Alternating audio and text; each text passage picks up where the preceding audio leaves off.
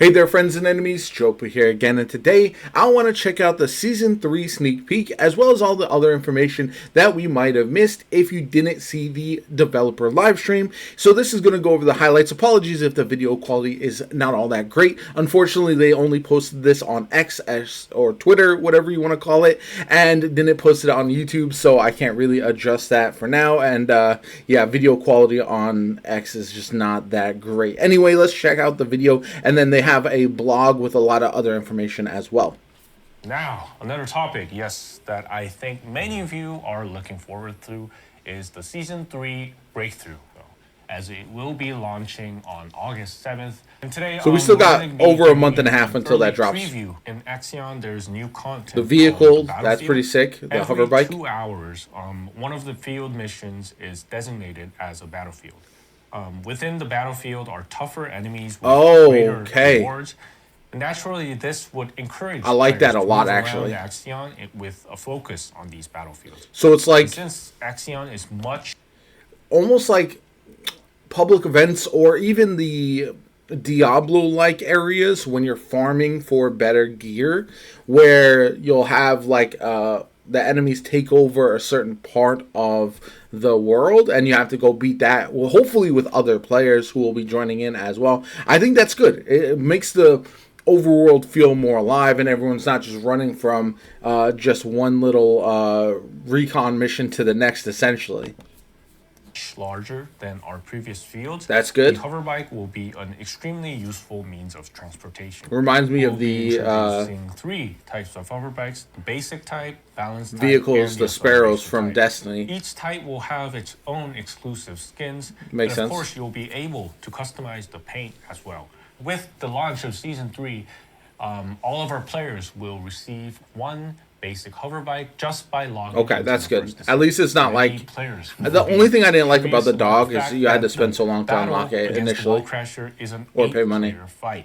Instead of joining through 8-player fight is sick. You need to head to the boss location within the action.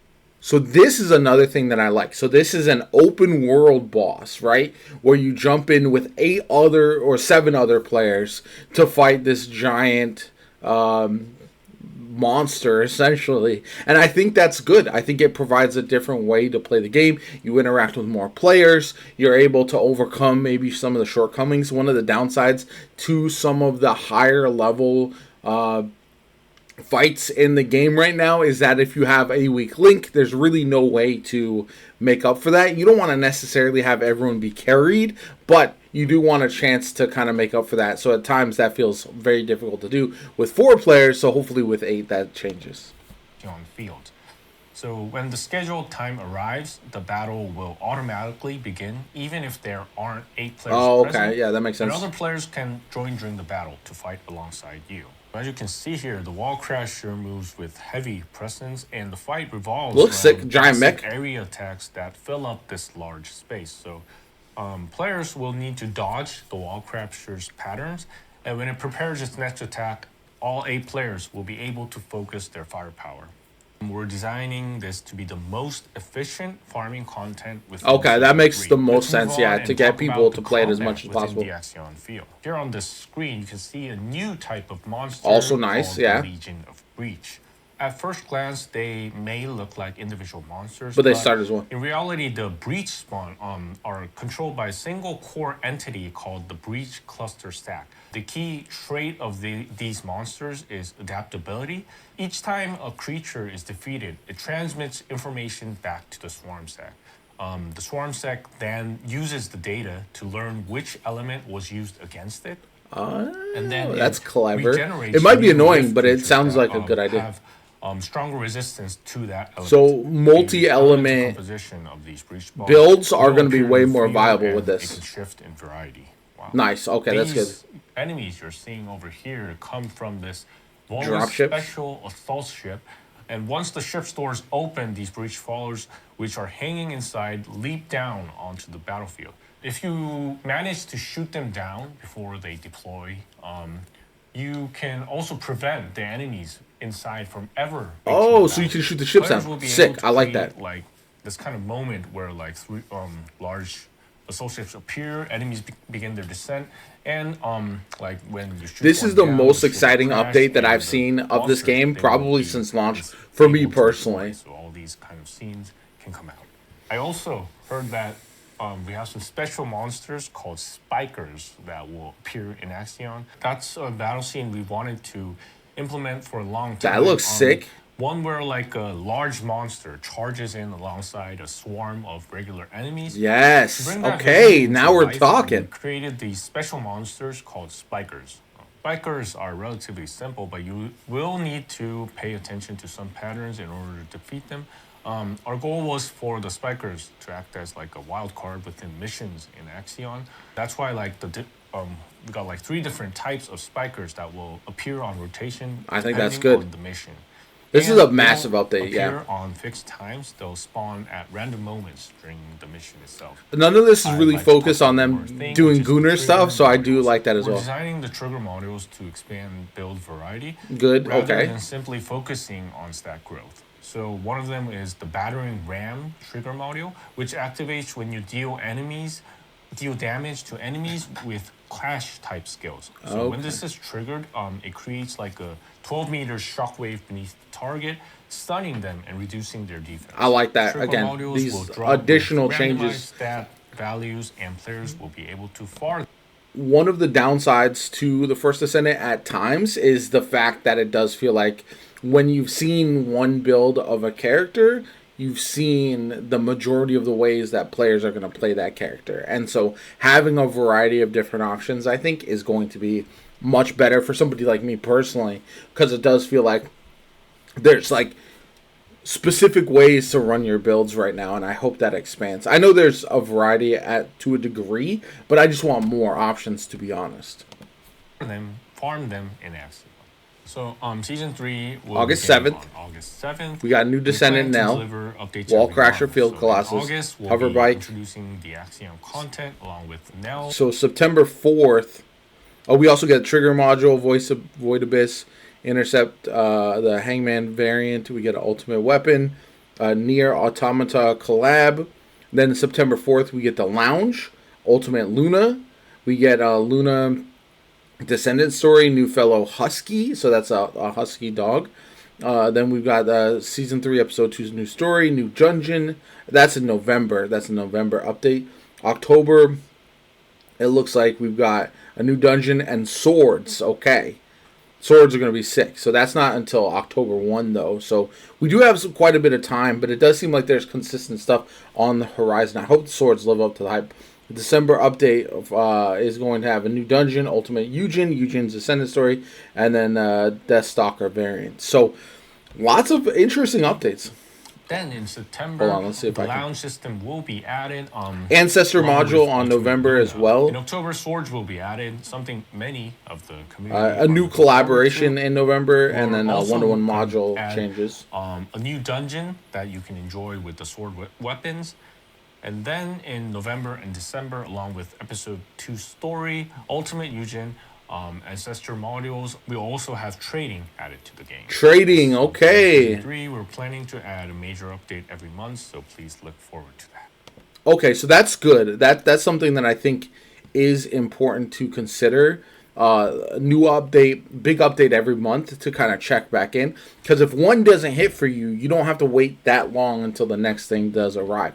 That's one of the downsides to the First Descendant from what I've played so far. So June 19th update, external component augmentation core added, multi-hit core added, Ice Maiden challenge difficulty. First clear rewards include a large amount of quality certified ETA vouchers, and a leaderboard has been added. Some quality of life updates with the June update as well. July 3rd. That was the June update. Yeah, July we got erosion purge improvements, core farming improvements, descendant balance. So this is all quality of life stuff to get ready for August. August is going to be the big content going forward. I hope we're getting to a point where quality of life is pretty solid overall, so that way the focus can be on future content, to be honest. I think that's really where it is. We do have bathing suits, of course, no surprise there. We do have this Furry Companions costume update as well. Also on July 3rd is the first anniversary.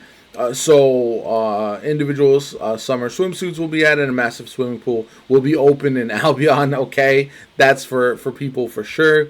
I wonder if it'll go over the anniversary event and what's happening. Typically, Western games, their anniversaries are pretty big deal.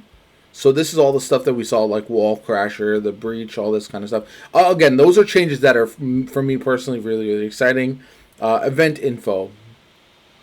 Pre-registration event, a wide range of rewards, including Ultimate Descendants ticket when reaching 1 million registrations. We'll see if that happens. That would be nice. Burning Summer attendance. We got Burning Summer training, provides a variety of growth based on missions completed. We also get the rewards for a Inez's Twisted Warship skin for 6 weeks of attendance. Events starting July 3rd. We got the first anniversary gift workshop for customization and growth items. Then we got the Breakthrough Web event, first anniversary tokens through draws, plus acrylic merch sets and art books, and then skin design contest. Okay, yeah, so ARC tuning system, we believe content difficulty and balance adjustments should take priority to prevent descendant power creep. The system will be expanded gradually depending on future developments. Yes, that makes sense. You don't want to be too OP, especially with all this exciting new content. You don't want everyone to blow through it immediately. Mutant cells, variety of types will continue to be added. Repeatable content centered on Axion as an all-in-one farming location. We're preparing elements to add variety to repeated farming through events like features like Spiker and Colossus appearance. We aim to gradually improve the system so that most farming can be done through core content. Again, good end game content. Continue to create challenging experiences, including Ice Maiden, Axiom, Wall Crasher, Void Intercept battles, etc.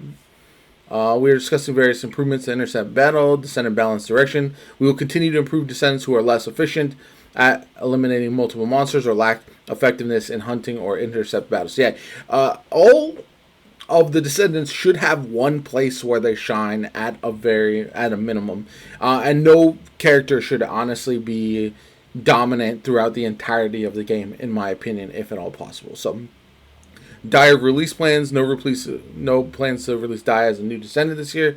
Reviewing range of ideas for multiple upcoming Descendants, including Die.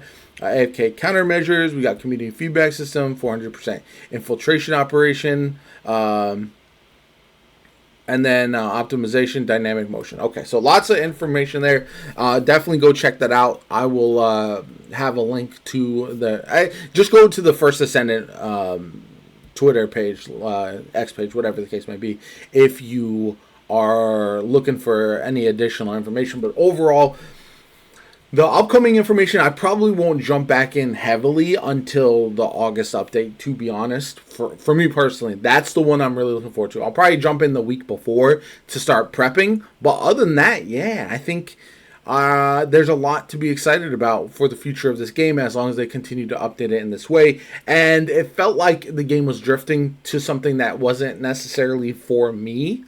And that's fine. Like, not every game is going to be for everybody. But it was just a little disappointing because I was excited about this game for a long time.